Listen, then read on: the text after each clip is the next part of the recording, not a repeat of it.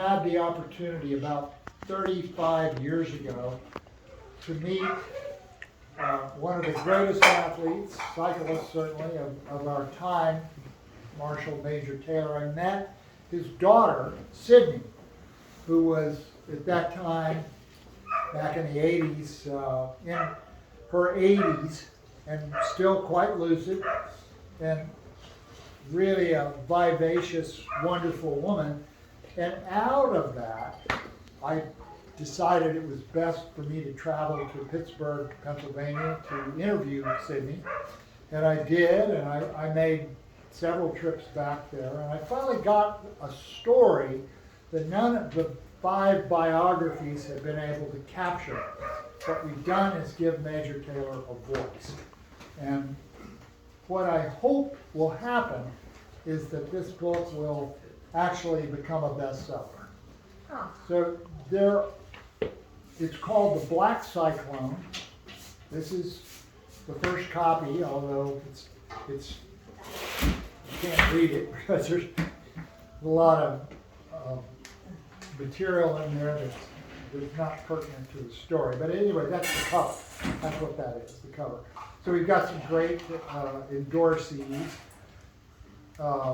which you'll read about. But The Black Cyclone is correctly titled a biographical novel. So there were few. This is one of our public relations notices that we're sending out. I'm just going to read it to you. There were few black athletes in the 1890s. Most whites just couldn't understand nature's gift to black sportsmen.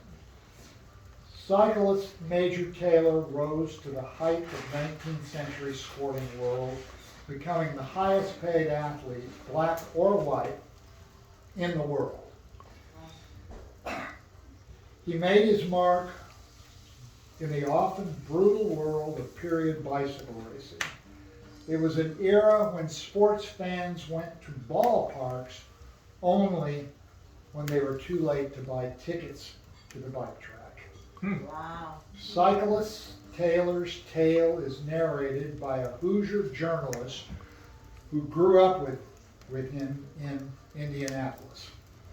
The story finally gives Major Taylor a voice and quickly moves from childhood innocence when the 13-year-old prodigy accidentally entered and won an important local bike race to a glorious nightmare of long train rides to races, training on dirt roads, and bigotry at every turn of the road. First banned, then threatened by the Sons of the Confederacy, he survived a near-death experience at the hands of an elite East Coast wheelman. With all the thrills of early NASCAR, period bicycle racing was evolving into a hard-charging, dangerous offshoot endeavor called motor racing. When Taylor ruled the roost, smoking, noisy, bastardized, multi-rider contraptions represented the evolution of the bicycle into the motorcycle. On a 40-degree track banked at breakneck speeds, riders, pacers, and spectators more often became fatalities. In many of his races, he faced a field where a third of the riders weren't there to win, but to doggedly make sure Taylor didn't. As race officials turned the other way, he had to dart and elbow his way through the pack to continuously win despite the odds. The U.S. national champion and then world champion in 1899, Taylor reigned as the world's highest paid athlete and very much in demand on the European bike racing circuit. Desperate to escape America's racism, he signed a contract to race abroad.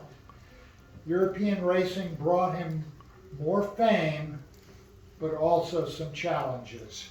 Deeply believing his power came from the Almighty, He promised his mother on her deathbed he would never race on the Sabbath.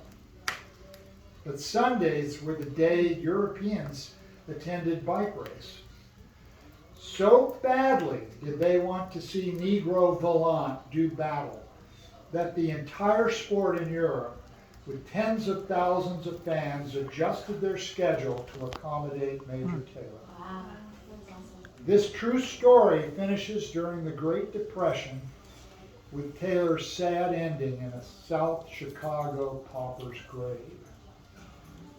Black Cyclone is told by Renee Maurer and multi-Olympic cyclist John Howard.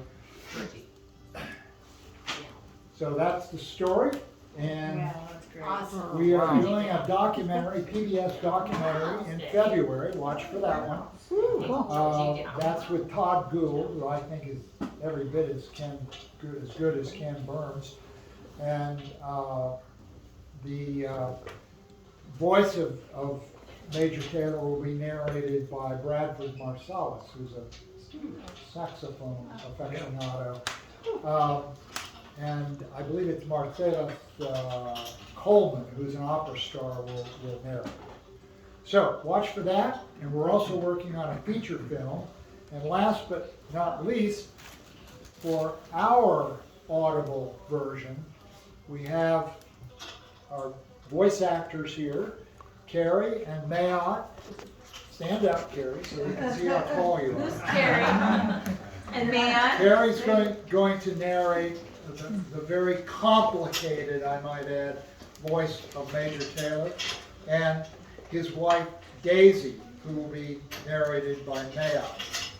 Oh, awesome. So they're here tonight to share. Wow.